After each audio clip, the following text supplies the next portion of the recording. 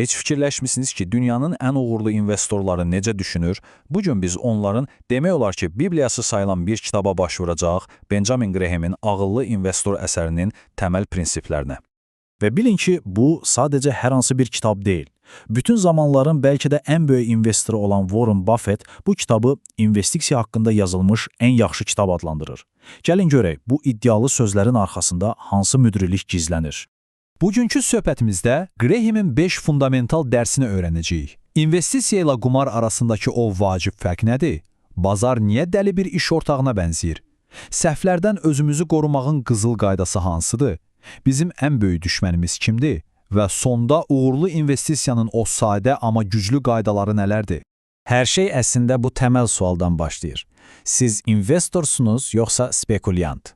Graham'a görə bu fərqi başa düşməsəniz, bu oyunda qalib gəlmək demək olar ki, mümkün deyil. Yaxşı, bəs əsl fərq nədədir? Graham'in tərifi açığı çox sərtdir, amma bir o qədər də aydındır. Əsl investisiya üçün 3 şərt var. Birincisi, hər tərəfli təhlil etməlisiniz, yəni ev tapşırığınızı yerinə yetirməlisiniz.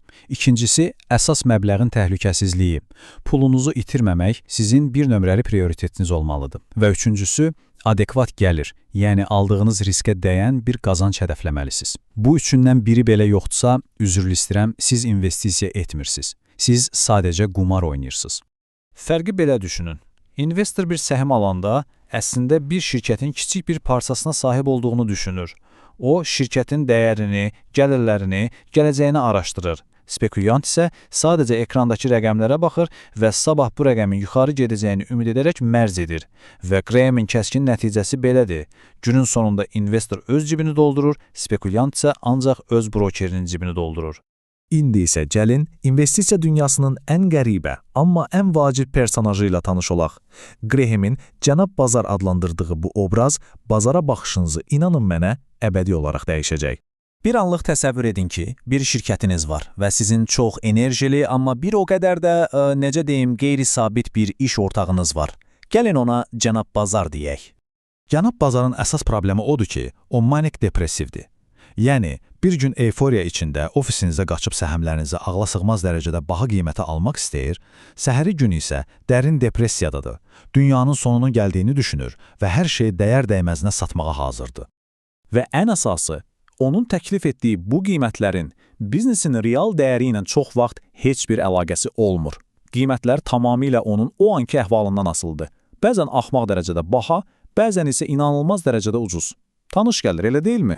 İndi bir anlıq dürüst düşünün. Real həyatda belə bir tərəfdaşınız olsa, ona qulaq asardınız. Onun panikasına görə öz biznesinizi satardınızmı? Yəqin ki, yox. Bəs onda niyə milyonlarla insan hər gün, hər saat fond bazarı adlanan bu Cənab Bazarın dəli kimi dəyişən əhvalına qul olur? Yaxşı, bəs Cənab Bazar kimi bu qədər dəyişkən bir dünyada özümüzü necə qoruya bilərik? Graham'in cavabı əslində onun bütün fəlsəfəsinin ürəyidir və bu çox sadə bir konsepsiyadır. Təhlükəsizlik marjası. Bu körpü analogiyası məncə məsələni mükəmməl izah edir. Təsəvvür edin, 30 ton yük daşıya bilən bir körpü tikirsiniz. Amma üstündən yalnız 10 tonluq maşınların keçməsinə icazə verirsiniz. İnvestisiyada da məntiq eynidir. Əgər bir səhmin əsl dəyərinin 10 manat olduğunu hesablamısınızsa, siz onu ciddi endirimlə, məsələn 6 və ya 7 manata almalısınız. Aradakı o 3-4 manat fərq sizin təhlükəsizlik yastığınızdır, sizin səhv etmək üçün ehtiyatınızdır. Graham üçün əslində bütün fəlsəfə bu 3 sözdə cəmləşir. Bu nə deməkdir? Bu o deməkdir ki, gələcəyi proqnozlaşdırmağa çalışmaqdansa, proqnozlarınız səhv çıxanda belə sizi qoruyacaq bir sistem qurmalısınız. Məsələ hər zaman haqlı olmaq deyil, əsas məsələ səhv edəndə oyundan kənarda qalmamaqdır. Yaxşı, bütün bu təhlilləri, qaydaları bildik.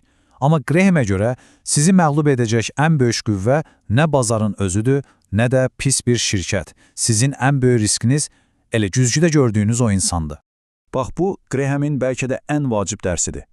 Hamı acgözlüklə alanda içimizdəki o səs deyir ki, sən də al, qaçırma. Hamı qorxu içində satanda o səs yenə pıçıldayır ki, tez sat, hər şey batır. Cənab Bazarın və kütlənin emosiyalarının sizin maliyyə qərarlarınızı idarə etməsinə icazə vermək məğlubiyyətə gedən ən qısa yoldur. Yəni, uğurlu investor olmaq üçün roket alimi olmağa ehtiyac yoxdur. Əslində, Graham deyir ki, həddindən artıq yüksək IQ hətta zərərli də ola bilər. Əsas olan emosional intizamdır. Soyuqqanlı şəkildə planınıza sadiq qalmaq, səbirli olmaq və hamı sağa qaçanda tək başına sola getməyə cəsarət etmək. Bu, intellekt yox, xarakter oyunudur. Yaxşı, bəs bütün bu fəlsəfəni praktikada necə tətbiq edə bilərik? Graham hər şeyi 4 sadə, amma çox güclü biznes prinsipinə bağlayır. O deyir ki, portfelinizə elə öz şəxsi biznesiniz kimi yanaşmalısınız. Bu 4 prinsip sizin kompasınız olmalıdır. Birincisi, aldığınız biznesi dərindən anlayın. İkincisi, və bu çox vacibdir, pullarınızın məsuliyyətini daşıyın, onu kör-körənə başqasına həvalə etməyin. Üçüncüsü, qərarlarınızı şirin vədlərə yox, soyuq riyaziyyata və faktlara əsaslandırın. Və nəhayət dördüncüsü, bəlkə də ən çətini, əgər analiziniz və faktlar sizin tərəfinizdədirsə, bütün kütlənin əksinə getməkdən qorxmayın.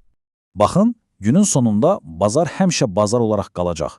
Yəni, emosional, dəyişkən, proqnozlaşdırılması mümkün olmayan bir cənab bazar. Qiymətlər həmişə enib qalxacaq.